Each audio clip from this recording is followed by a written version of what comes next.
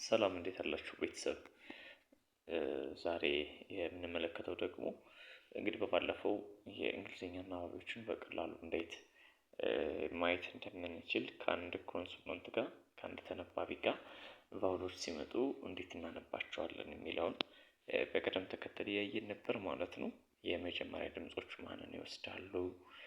ሁለተኛ ድምጾች ማንን ነው የሚወስዱት? ሶስተኛ ድምጾች፣ አራተኛ ድምጾች፣ አምስተኛ እና ሰባተኛ ድምጾች ማንን ይወስዳሉ የሚሉትን ነገሮች ተመልክተን ነበር ማለት ነው። በዛሬው ቪዲዮ ደግሞ ማሳያችሁ አንዳንድ ጊዜ ከተለመደው ውጭ ሌላ ድምጽ ሲፈጥሩ እናያለን።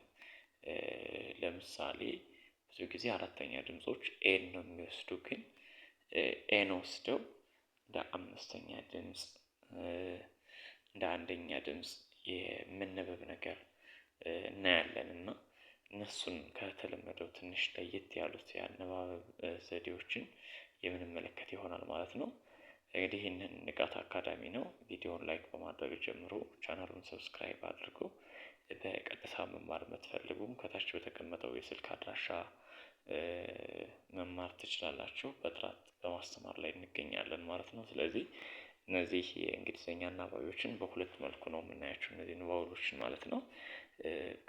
በኮንሶናንት መካከል ሲመጡ ወይም ደግሞ በተነባቢዎች መካከል ሲመጡ የሚፈጥሩትን ድምጽ የምናይ ይሆናል ማለት ነው። በመጀመሪያ እንግዲህ የምናየው ሾርት ቫውልስ ብለን ነው፣ ወይም ደግሞ በአጭር ድምጽ ሲነበቡ ነው። በአጭር ድምጽ ሲነበቡ ወይም ደግሞ በአጭር ድምጽ የሚነበቡ አጭር ድምጽ የምንላቸው ብዙ ጎትት ማናደርጋቸው ማለት ነው። ለምሳሌ ካት ስንል እዚህ ጋር ተመልከቱ።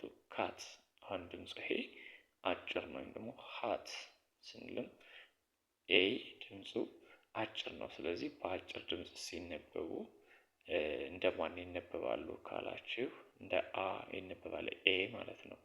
እንደ አ ይነበባል፣ እንደ አ ይነበባል። እዚህ ጋር ምሳሌዎችን እያየን ለመሄድ ያክል አስቀምጥላችኋለሁ። ለምሳሌ እንደው እዚህ ጋር ምሳሌ ስናይ ለምሳሌ አ እንግዲህ ኤ እንደ አ ከተነበበ ይሄው ኤ ድምጹ እንደ አ ከተነበበ እስኪ አንድ ቃል እንጻፍ። ለምሳሌ ይሄች ድምጽ ቢ ናት። እንግዲህ ብ የሚል ድምጽ ነው ያላት። ኤ አብሯት ከመጣ ባ የማለት ብ እና አ ኤ አብሮ ሲመጣ ልክ እንደ አ ይነበባል ማለት ነው። ስለዚህ ቲን ብጨምር አሁን ይሄ ባት የሚል ድምጽ አለው ማለት ነው። ስለዚህ አሁን ይሄ ድምጽ ባት የሚል ድምጽ ይኖረዋል ማለት ነው። እዚህ ጋር ባት ብዬ ጽፋለሁ ማለት ነው። ይሄው ባት የሚል ድምጽ ይኖረዋል። ስለዚህ ይሄ ኤ የተባለው አናባቢ ማለት ነው። ኤ የሚባለው አናባቢ ሾርት ሳውንድ ሲመጣ በአጭር ድምጽ ሲነበብ አ የሚል ድምጽ ይኖረዋል ማለት ነው። ብዙ ጊዜ አራተኛ ቤቶችን ይፈጥርልኛል ማለት ነው። ወይም ደግሞ ከአማርኛ ከፊደላት መካከል አራተኛውን ይፈጥራል ማለት ነው። ለምሳሌ ሲ ኤ ቲ ካት ሲ እንግዲህ ብቻውን ከመጣ እንደ ክ ነው የሚነበበው። ስለዚህ ካት ኦኬ። ኤች ኤ ቲ ኤች እንደ ህ ነው። ኤ እንደ አ ሃት ካት ማለት ድመት ማለት ነው። ሃት ማለት ደግሞ ኮፍያ ማለት ነው። ሁለተኛዋ አናባቢ ኢ ናት። ይሄ እዚህ ጋር የምትመለከቷት ኢ በሾርት ሳውንድ ስትነበብ ወይም ደግሞ ሾርት ሳውንድ ስትመጣ ኤ የሚል ድምጽ አላት። ኤ እነዚህ አሁን የምትመለከቷቸው እዚህ ጋር ያሉት ኮንሶናንቶች በፊደል ወይም ደግሞ በኮንሶናንት መካከል ሲመጡ ነው። በፊት ቀድመው ሲመጡ ሌላ እንመለከታለን። በኮንሶናንት መካከል ሲመጡ እንደ ኤ ትነበባለች። ለምሳሌ በምሳሌ እናያቸው። እዚህ ጋር ፒ ያለች ኢ ኤን ፒ የሚል ድምጽ አላት። ፒ የራሷ ፕ የሚል ድምጽ ነው ያላት። ኦኬ እዚህ ጋር እስኪ ልጻፍላችሁ። ይሄው ፒ እዚህ ጋር ፕ የሚል ድምጽ አላት።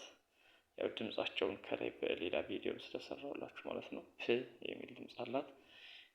ኢ ደግሞ እንግዲህ ኤ የሚል ድምጽ አላት።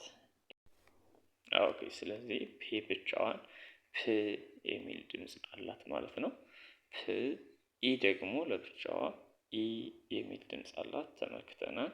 ማለት ኢ ደግሞ ብቻዋን ስትመጣ ኤ የሚል ድምፅ አላት ማለት ነው። በነገራችን ላይ እነዚህ ከአ እስከ ኦ ያሉት የአማርኛዎቹ በአማርኛም አናባቢ ነው የሚባሉት ማለት ነው። ስለዚህ ፔን በአንድ ላይ ፕና ኤ ፔ የሚል ድምፅ ይፈጥራሉ ማለት ነው። ስለዚህ ፔን ለምሳሌ ፔን ብዬ ብጽፍ እኔ ፔን ማለት ተመልከቱ ፒ ይኸው ኢ እና ኤን ጻፍኩኝ እዚህ ጋር።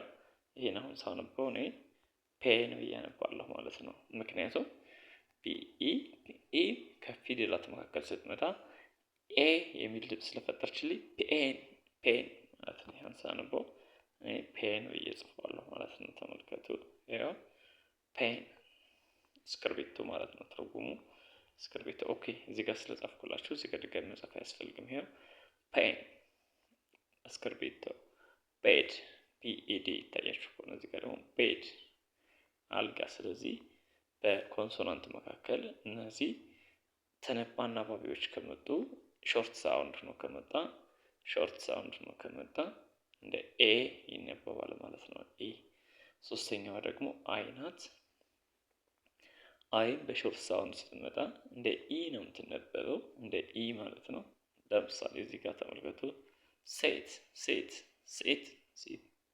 ፒግ ሲት መቀመጥ ማለት ነው። ፒግ አሳማ። ስለዚህ አይ ከመጣች በኮንሶናንት መካከል ሾርት ሳውንድ ሆና እንደ ኢ ነው የምትነበበው ማለት ነው።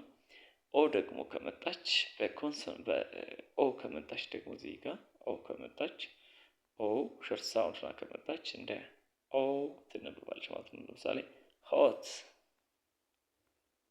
ቦክስ ኦክስ።